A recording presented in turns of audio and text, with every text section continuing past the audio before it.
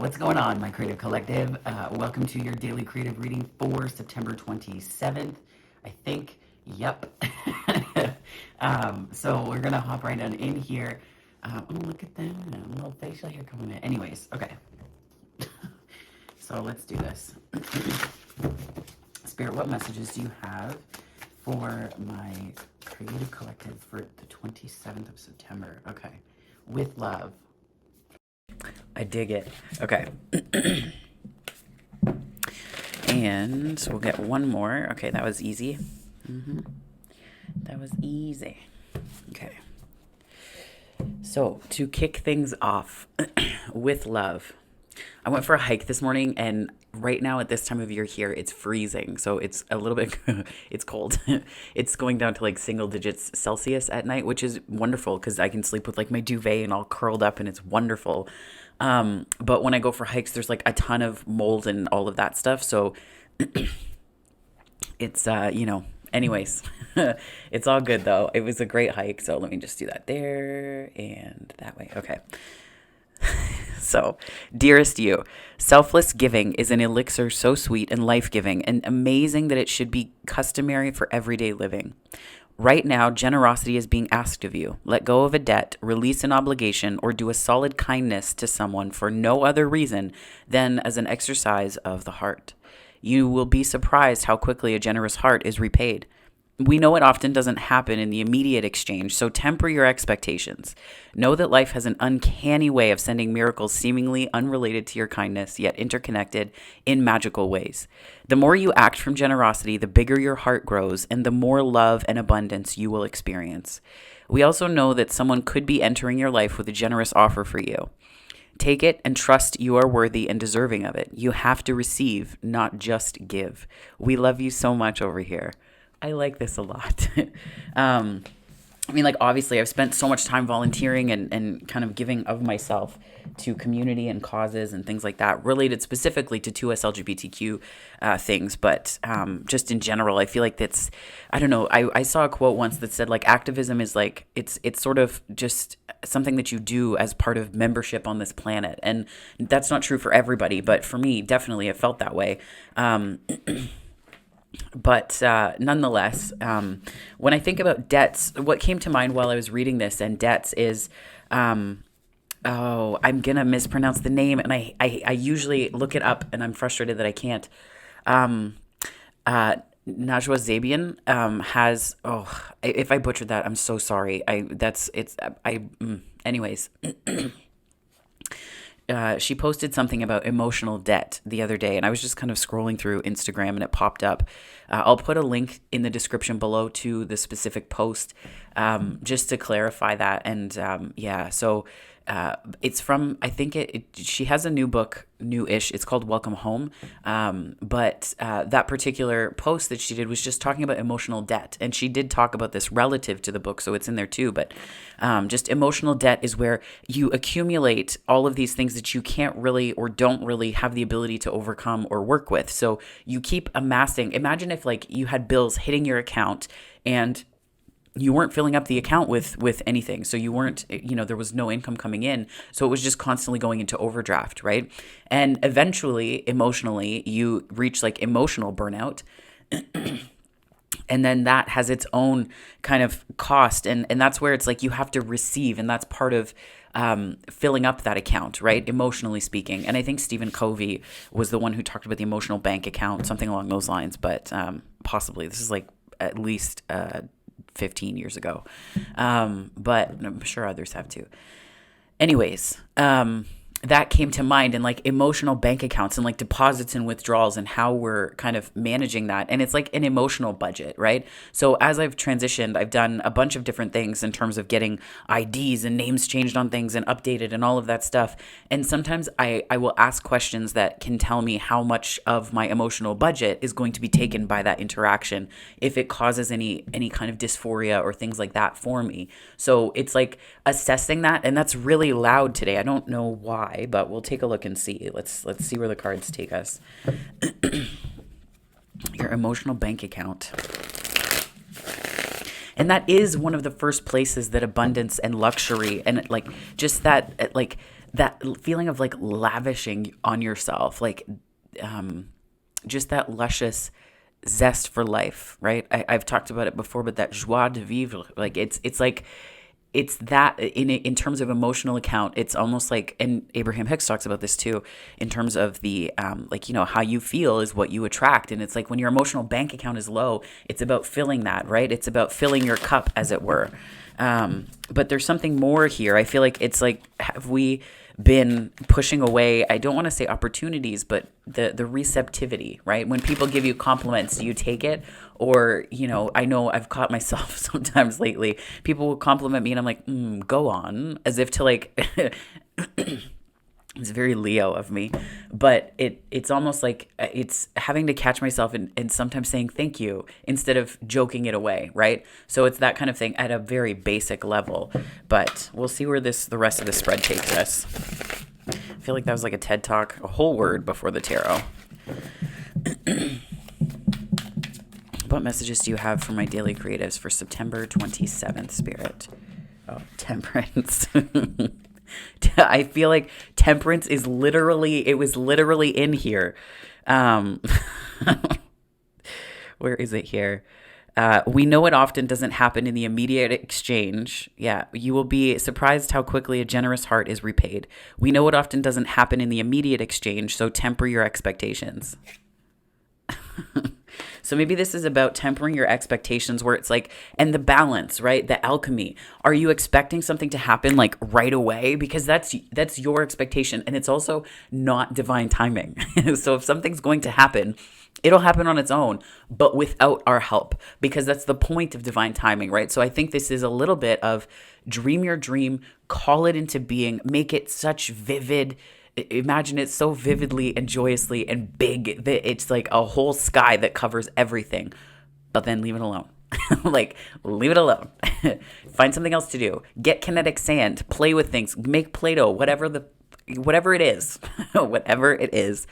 Hands off, right? Hands off.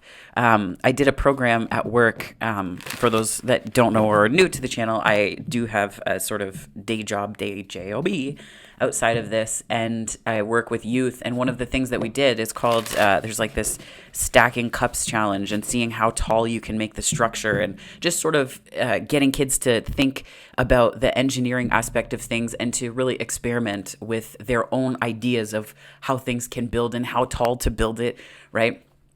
And one of the things that happened was their expectation was that they could just build up. And you could see them, like, it's almost this interesting ripple of teamwork where one group will start to do one thing and then they look over, and then one kid would run over because the one would say, come here. And then they would show each other how they were doing it. And then they would run back and take it to their structure, but they were building a completely different shape.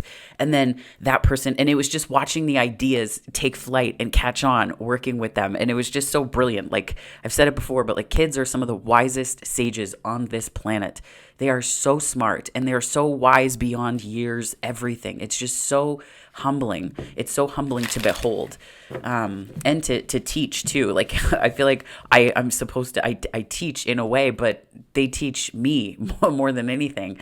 And even parents that watch have said the same thing too. So nonetheless, I feel like it's like that as we were building the structures up, one of the things at the end would be hands off. So everybody put their hands up, right? And it's like when you build your structure in your mind, hands off, because if you got too close and the wind from your hands got close to the towers, they could have knocked the cup towers down, right? So it's almost like that. Like when you build it in your mind, hands off, find something else to do. Abraham Hicks says, pat your cat. Like, pet your cat, play with your cat, do whatever it is that you need to do. Go for a walk, have a nap, do something completely unrelated to it, because it's like watching water boil, right? You're just like so fixated on it that you miss everything else that's around. And that's where this call to adventure is kind of tempering your expectations and what you're expecting a dream to do. Are you expecting the dream to supplement the work that's involved later? Or are you expecting to know everything about it the moment that you dream it up? Because we live in a world where you can Google anything, right? Like, you can find an A to Z point on anything that you do. And manifesting doesn't necessarily work like that, because it's who we become in the process of the thing happening, right? I think about going to visit family, and I'm always so excited to go there, right? To go visit my granny, to go visit my, my dad's side of the family. And it's like, I get pumped about that process. I get really excited about that process. And then I get there and it's still exciting, but the feeling of going is so much more, right? It's allowing yourself to marinate in that feeling and finding ways to create that for yourself so that you can then recognize that expansiveness in other areas. So we're like one card in and I'm already 10 minutes into this reading. Woo. Okay. Magician. Wow. This is intense. I don't know why I'm hearing this, but it's like you don't trust your manifestations. And that is needing to have a hand in the details, though, isn't it? Like, it's sort of like trusting that it can't happen in a specific way, or like it's not coming. Oh, it's not working, right? But you don't like, I don't know. It's justice. Pulling majors here, whatever it is that you are manifesting is massive. The refusal, though, is it's like, yeah, like you feel like there's some, I'm getting, again, it's like not trusting your manifestations. Like there's this sense of, it's like needing to feel like you have to have a role in the justice part as opposed to trusting in the universe. Like there's a way that you're not trusting spirit to do right by your dream, which is kind of interesting because you get your dream from spirit. That's why it comes from that, like that source, spirit, energy. It comes from there. What's the energy that could become a tower if it goes unchecked, spirit? The new. But not just any new. I get that this is planting roots, and I'm hearing shallow roots. Interesting. On the hike today, I was looking at trees. Imagine that, looking at trees on a hike, eh? But I was looking at the roots of trees specifically, and just looking at the roots, and like kneeling in the dirt, hands on the root, tracing it with my hand, and just like being in the energy of the tree. And it was so fascinating to me because I was looking at the trees that were just new. Like there was a maple that was, the trunk of it was maybe like this. It was so thin. It was so thin. It was new. It was just a little baby. But then I looked at the root system, and the root system had connected to a much larger tree around, because there was one that was sticking out of the ground and it was quite small. But maybe it's like underestimating the root system within which you're connected. And that's sort of like tapping into, the vortex, Abraham Hicks, but it's like you're part of a root system. So rely on the root system for nourishment, as opposed to feeling like you've got to pull water out of the atmosphere. And it's like photosynthesis doesn't happen because the tree, it is a process that happens within it, right? It's not something that is done unto the tree. Like it's the tree isn't, I don't know how to word this, Spirit. Can you help with this? Okay, I'm going to pull another one to clarify this. Okay, from this one. Got it. So interesting. I actually got a picture. You know what? Maybe I'll edit this and I'll put it here. But it was so amazing because there was a face in the tree, and it's like it had this amazing energy to it. Like it was old, like young old. And the tree was just phenomenal. And the energy of it was fantastic. Like it was so, I don't know, people can say what they want, but nature is sentient. Like, and this isn't something that I'm like inventing. Like indigenous people have been saying this forever. Like that's a fundamental belief that they hold. So, in many different, there's many other things associated with that. But yeah, so it was, and it reminds me of that, where it's sort of like, I feel like the way that this could become a tower is if you underestimate the root system within which you're emplaced. And the root system can be a form of grounding. It can also be a form of what it is that you're believing about your capacity. It also, it affects how nutrients find you. Like, how are you nourishing your soul? What roots are you relying on for that nourishment in here? And how are you allowing it to enliven you? To enliven, I'm hearing enervate. And it's like they're all placed within this ecosystem together, right? And the card to clarify that came out was the Three of Wands. And I feel like it's like if you're waiting for opportunities, there are opportunities to be made, but you have to trust the root system that you're within and draw strength from that, as opposed to forgetting that you're part of an ecosystem and an energy at that, a biome as it were, and you're connecting to others along the way. So if you forget that, it's like that's how it can become a kind of tower moment, because you will be, ooh, that's interesting. I heard brought to your knees, but not in a way. It's more mercy, right? It's mercy, grace and mercy, where it's like you're brought to that moment where you will realize, in this depth of compassion for self and others, the ecosystem within which you are emplaced. Because it's exactly the nourishment that you need. And you may think that you're in one, but it becomes another. And I'm going through that myself, where it's like it's, changing seasons in life and all of that. Yeah. And it's like, don't underestimate the system, like the biome and the ecosystem within which your energy is emplaced. And when it changes is when you might feel like, I want to say bored, but it could also just be where you feel stagnant because things are moving, but you're used to the old and looking for the new. Like you're used to the old and you're looking for the new. So it's like you feel the creation coming, but you're in this kind of like old energy. Eight of Pentacles is not stuck necessarily, but it can represent a long-term investment and kind of forgetting where you are because you lose yourself in the work of something, right? A thought. Okay, what's the protagonist energy here to help us today, Spirit? Nine of Pentacles and Pentacles, no, Cups. I looked right at the Cups. I was like, it's a Pentacle. Maybe there's something to that though. Right? And that's possibly another aspect of the root, right? But this is the protagonist is the way that you feel and the wish that you're making through, that's being realized through the root and where you are, right? The wish and the miracle that's being realized where you are. You may not see it until after the fact, but it's important to just stay open, right? To just stay open, because this is an energy of open-heartedness. And that's kind of what emotional fulfillment does, doesn't it? Doesn't it? That's kind of what emotional fulfillment is, isn't it? It's like you realize that you're surrounded by these riches, right? It's an embarrassment of riches, as it were, where you are surrounded by so much good. It makes your heart sing. But if you're not looking for the good, you're not going to find the treasure that's around you at that moment in time. And the antagonist is the Three of Swords, which is showing up as, again, these like trees, right? This is so interesting. They were very communicative today. Like it was beautiful. I was quite humbled. I'm nearly brought to tears again, as does often happen when I hike and I take my earbuds out and I just listen.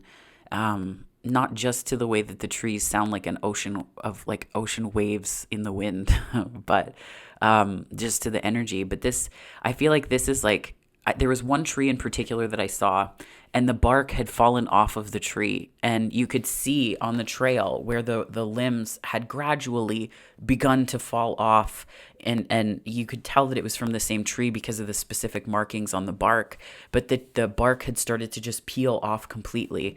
And it's almost like, I think about that as this sort of like pretense that's falling away.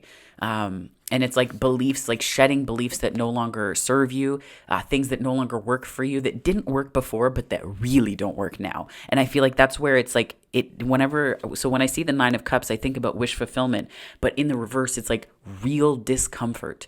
Like, and not to say that there's fake discomfort, but it's like, there's like it's very uncomfortable when it's not aligned. And I feel like that's kind of what's happening here, is like this letting yourself just, it's almost like howl with the wind is what I'm hearing. Like, let that wind howl, because the season eventually changes and the winds die down, but we don't ask the wind to stop blowing, right? And that's where it's just like, I'm getting this, like, it could be a wind of change, but it depends on what you focus on as well, right? Like, what are you focusing on within that? Whew. Don't let something break your spirit is that's interesting, because the limestone, I'll see if I can get a picture from the hike and I'll put it here, but some of the limestone had cracks down the middle of it. And it reminds me of this picture that's up right now, where it's like, don't let something break your spirit. And even stone and root, when they come together, they do make something beautiful. And what looks like a breakage is actually just part of the ecosystem functioning as it should. So it's like, what meaning are you making from what's happened? What meaning are you making from it? What's the main challenge today, Spirit? Queen of Wands. It's, I think, staying connected to your fire. And also, I get this as like both giving and receiving of that. Now, the giving and receiving cards, that's not the Queen of Wands necessarily, but I feel like this is a way that you're beholding your fire, your passion, your energy in a way that's allowing you to give outwards and to receive, right? I almost see this as like the recipient. I'm hearing recipient. You're receiving the energy as much as you're giving. And that's where the balance of the Queen and King of Wands is like you're understanding how to both stoke your flame internally, but then also to exchange it in a way that is reciprocal, healthy, positive, that's deeply rooted, that's nourishing for all, right? And that's generative as well. Like it's that creative energy, that third energy that gets created. And I'm in the midst of doing a new spread, so we shall see. I'll see how that goes, but I'll probably release it this week, related to relationships, but it's one of the first ones that I'm doing like that, so we'll see. So the challenge then, I think, is staying in balance with your own ambition and your own fire, and also understanding that it's like, I feel like it's going back to that receiving. Like, I feel like the Queen of Wands has so much already. So what do you get someone that has what feels like everything, right? That's been some of my struggle at Christmas. People will ask me, what do you want for Christmas? And I'm like, everyone to be healthy and to be around my family. I would much rather have family, going to my granny's house and watching cheesy Hallmark movies in the morning with her. And, going over to some of my uncle's houses in town. Like, it's just, that to me is everything. And knowing that people are healthy, knowing that people are well, knowing that people are happy and satisfied with where they are. Can't buy that shit in a store. So it's like, how do you receive then? How do you receive when you have everything and you're just grateful for what you have, right? And I think it's like understanding that when you do that, it's not about, there's no limit on your on your receiving. The word is escaping me, but yeah. How do we overcome this challenge? And I do think it has a lot to do with gratitude. Honestly, like, I feel like it's got a lot to do with gratitude. And also, I guess, appreciation too. Both. Kind of the same thing. Three of Wands again. So fascinating. This energy is very compelling to me. It's telling me that it's like what you expect. Like the Three of Wands is like an expectation card to me, right? It's like what it is that you're expecting to receive is not just what you'll get, but it's also telling of what you think you deserve. And that's where this can become a tower, because it's not about missing the new, but it's like it can be really difficult. We can make it a real struggle for ourselves to receive new, and to do new, because we're so focused on what we expect of it and what we think it's going to do. So what's the awakening? What are we being awakened to here, Spirit? I think this is, it's like synchronicities coming in, but I think this is also your perspective and how the news that reaches you and the synchronicities that reach you have a good deal to do with what it is that you expect of them. You're becoming more aware of the fact that what it is that you expect is not just creating your reality, but it's also creating a sort of template, and you're operating within a template. And that's how your energy is moving. And I think about the template in terms of, like, I think about this as like a writer. I'm seeing like blueprints being rolled across a table. Like there's like that blueprint energy where it's like, this is the structure within which your energy can flow and go. So you put the limitations on it through this blueprint or template, and then it can't really function in different ways. So this is sort of like a delineation of your expectations, right? Tracing the outline of them and seeing them as part of the bigger picture. This could also be news that meets you on the path, but I'm getting, and it's an interesting energy in terms of the Page of Swords, because that's typically news, messages, messengers, but this is where I feel like it's like the messages are finally like getting they're landing here, but also here. Yeah. It's like they're not just landing in your mind anymore. This is a wand energy, but it's like instead of the energy being frustrated because it's not flowing through your system, there's a better flow at play. Like it's moving now, it's moving differently. And that's where it's like you're nurturing your energy as opposed to feeling frustrated by it or not trusting it, right? It's almost like the maturation of the energy as it moves through your system. It could be going through some kind of Kundalini awakening, or it's like progressing. Because I, I learned that was the thing. Yeah, 2 years ago now, I guess. Yeah, but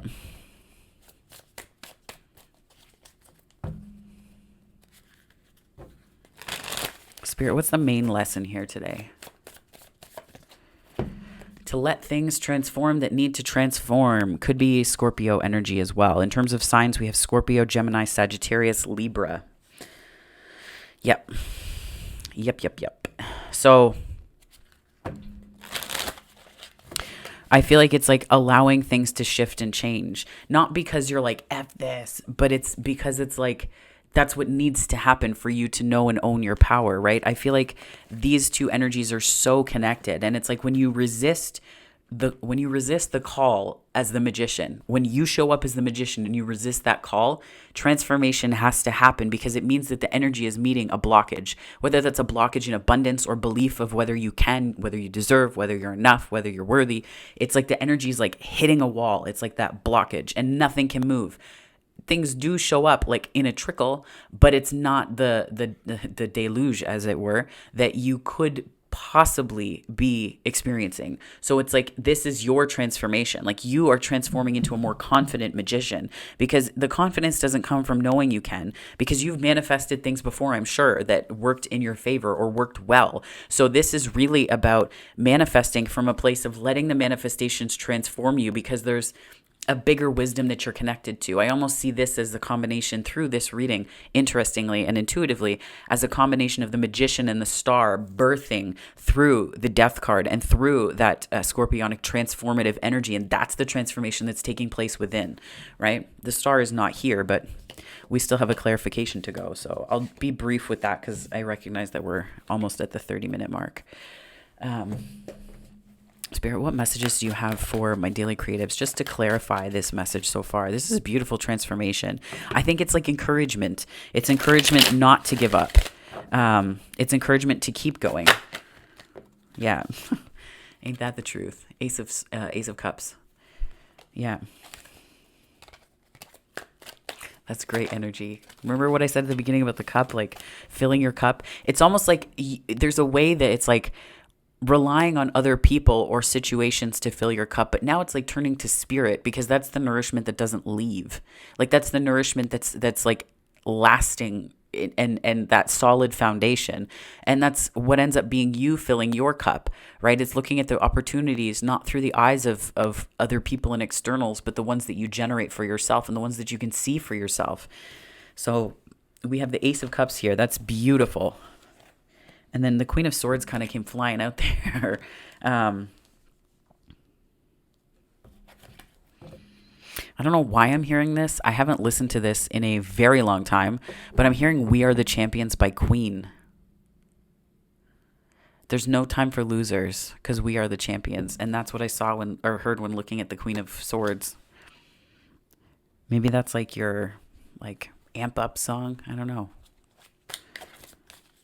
When I'm running, mine is Laid Back Luke, Party Starter, which is ridiculous. Can't believe I'm sharing this. But anyway. Yeah, there's something about that. Maybe you feel like there's like, I just thought winning streak, and that was on the bottom. And there's the Nine of Pentacles that I mistook for the Nine of Cups earlier. Yeah, I feel like there's like, it's like this is hilarious. That's on the bottom right now. What came to mind was, are you allowing your cup to empty so that you can then let it be filled by Spirit as you shift and change your energy to accommodate something that's much bigger and grander and wider a vision for yourself? Yeah.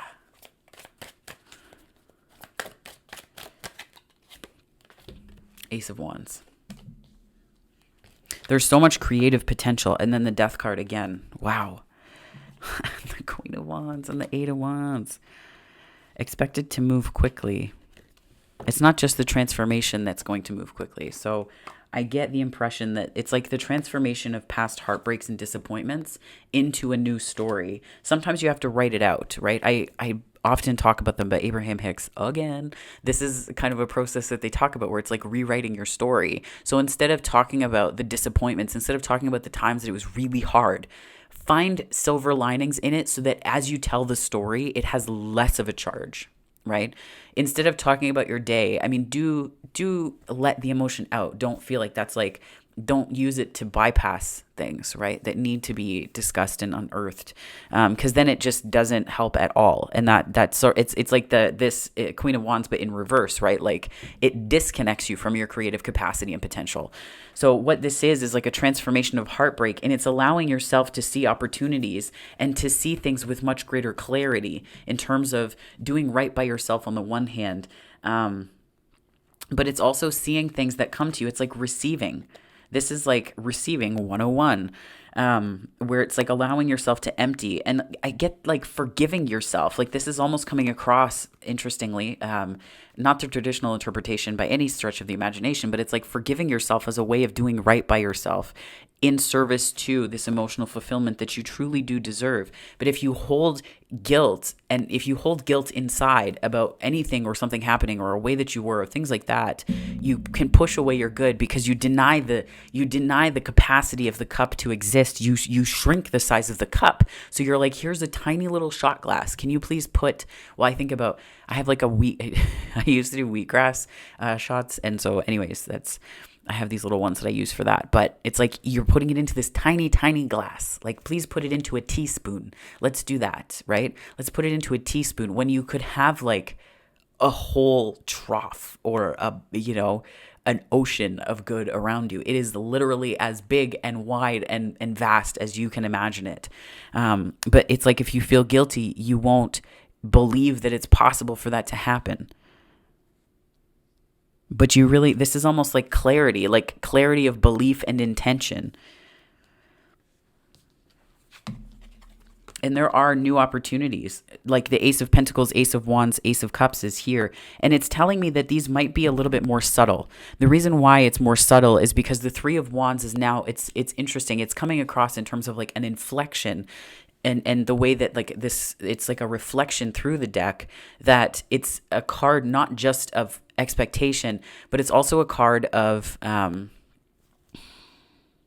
subtlety. Like you might have to look for it, but you have to expect it. And that's where it's like, then you know what to look for, if that makes sense. You have to shift your expectation to something more positive, because then you're going to know what to look for.